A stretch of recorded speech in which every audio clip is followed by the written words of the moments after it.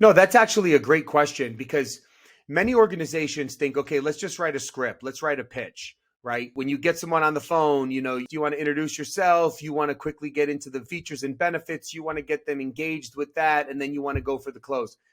But people don't understand that while that is important, what was just expressed there, there is an art to the sequencing of things. There is many areas that are critical that need to be understood, but sequencing, the timing of when, is absolutely important in the art of mastering your cold call. If you want to win with cold calls, you have to learn first, how do you sequence in order to take a prospect from complacent to committed, okay? Complacent to interested to committed in saying, yes, I will take that next call. I will sign up for a demo or whatever the case is. So to break it down very simple, three areas that you want to look at, ABCs, but it's not always be closing. The first one is attention. You want to get your prospects' attention. Now you could say, well, they picked up the phone and I started introducing who I am and I have their attention. It's not what I mean. The word attention here means that they are giving you their undivided attention, that you have their attention. Now, how is attention received? It's earned, just like trust is earned, right?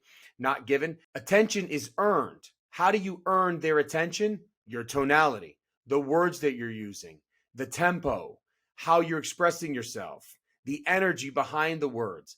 That will get their attention. Now, how do you confirm that you have their attention? You have to ask questions. I can't say this more and more. You have to ask questions along the way. That's confirming, that's validating that you have their attention. So once you have their attention and you've confirmed that along the way, that gives you the right to get into what? The benefits, the benefit of the products, the features, the value proposition, okay? That gives you a chance to now articulate what that value proposition is. While you articulating that, you need to maintain their attention.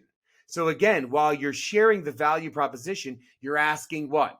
Questions. So now you get their attention, you express the value, you validate it that you have their attention by asking certain questions, and then you go for the close. You see, this is sequencing. People think that I start the call, I quickly introduce myself, I get into the features and benefits. Oh my gosh, it's a cold call. I'm taking a lot of their time. Quickly, I want to then go and say, would you give me 30 minutes next week? We'd love a chance to share with you more about who we are. That doesn't work. You didn't give it time. You didn't go through the steps of sequencing. Think about it. When you walk up into a dealership and you're looking at a car, imagine the sales guy or gal walks up towards you and says, hey, $995 with $7,500 down. You ready? No. How about let's dance a little bit here, right? Ask me some questions. How long have you been looking for a new vehicle? What are you driving now? Tell me a little bit more about this. Why this car? Where are you from? Right? You want to gain their trust. You want to gain. That's what that salesperson should be doing. They're not going to go right to the dotted line number. That doesn't make any sense.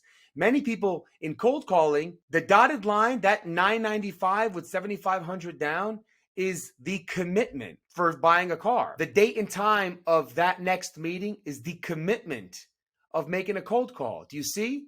You need to make sure that you're sequencing and the approach is following this process for you to win in the game of cold calling.